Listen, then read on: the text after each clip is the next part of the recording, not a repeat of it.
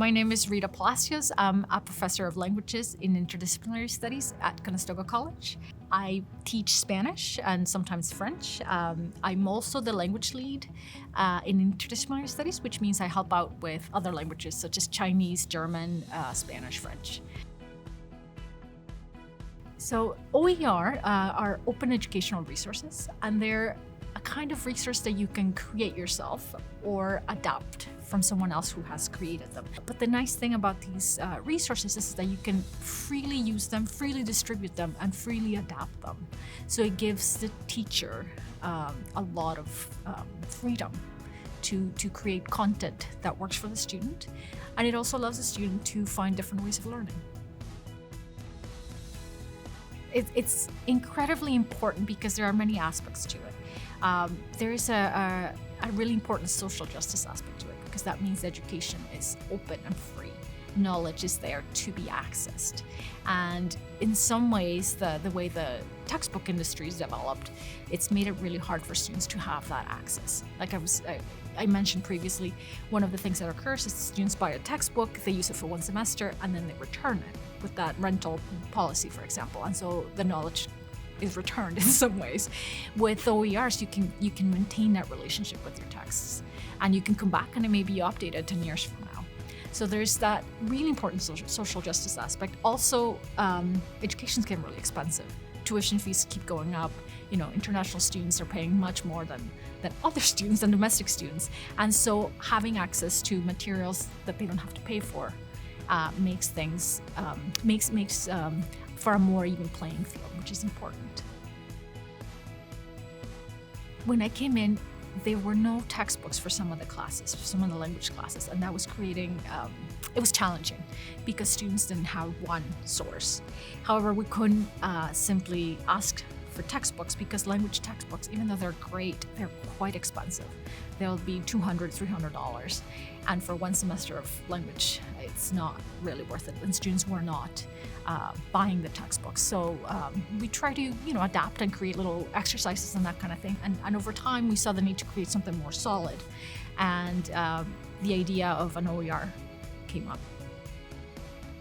A textbook is really expensive. I think the price tag is probably the biggest difference between a textbook and an OER.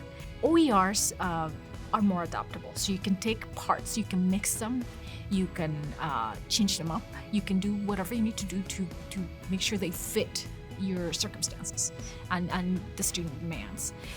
Whereas a textbook, you get what you get.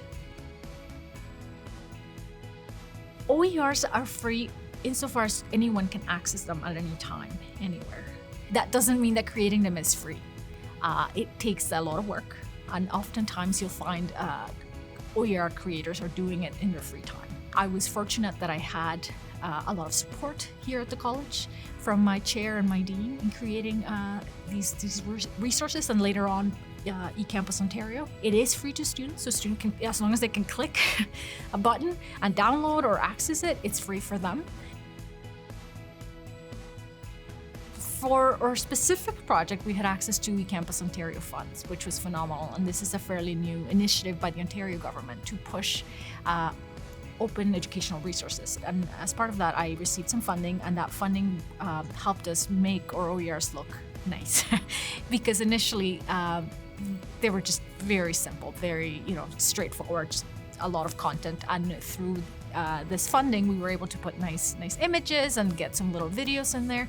So it made it that much better. And I know there are a lot of initiatives coming for that kind of development through eCampus Ontario.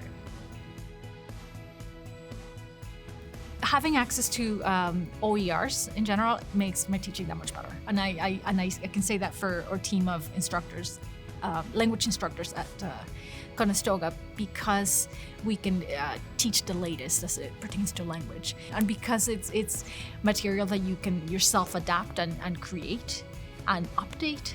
It makes sure that you're always on top of things. The French and Spanish OERs, the ones we created, initially they were just exercises, and they were meant for students to print them or do them on paper. The way they evolved is we had access to other really amazing online resources. So we've integrated H5P, which is this neat little plugin that allows you to do interactive exercises.